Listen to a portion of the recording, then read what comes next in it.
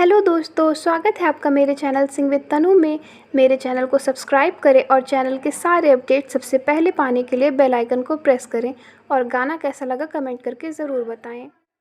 अंगने में ठाड़ी है सासू तो बहू हर अरज करे हो। सासू सपना देखे हो आज रात, सपन बड़ा सुंदर हो। सासू सपना देखे हो आज रात, सपन बड़ा सुंदर हो। पहला सपन सासू देखो तो पहली पहर रात हो। सासू नानी नानी मिट्टिया में दहिया तुहिन हम दियो हो। सासू नानी नानी मिट्टिया में दहिया तुहिन हम दियो हो। चुप रहा बौहर चुप रहा, बैर ना सुन पावे, दुश्मन ना जान पावे हो। बौहर तू है देही छठी मैया तुहिन उठिली हो। बौहर तू है देही छठी मैया तुहिन उठिली हो।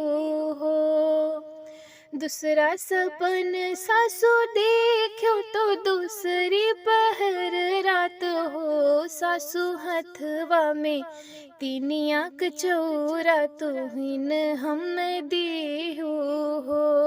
सासू हथवा में तीनिया कचौरा तुहिन हम दियो हो। चुप रहा बौहर चुप रहा, बैर न सुने पावे, दुश्मन न जाने पावे हो।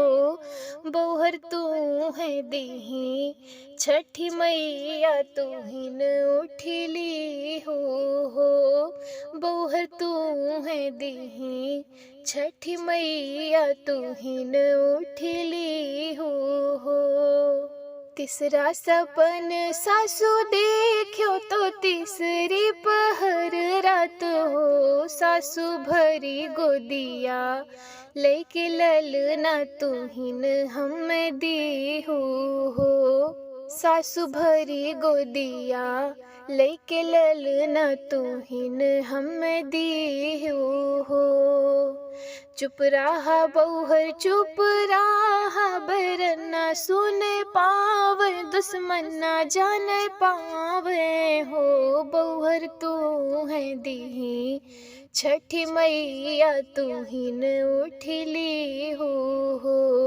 बौहर तू है देही छठी मैया तुहिन उठिली।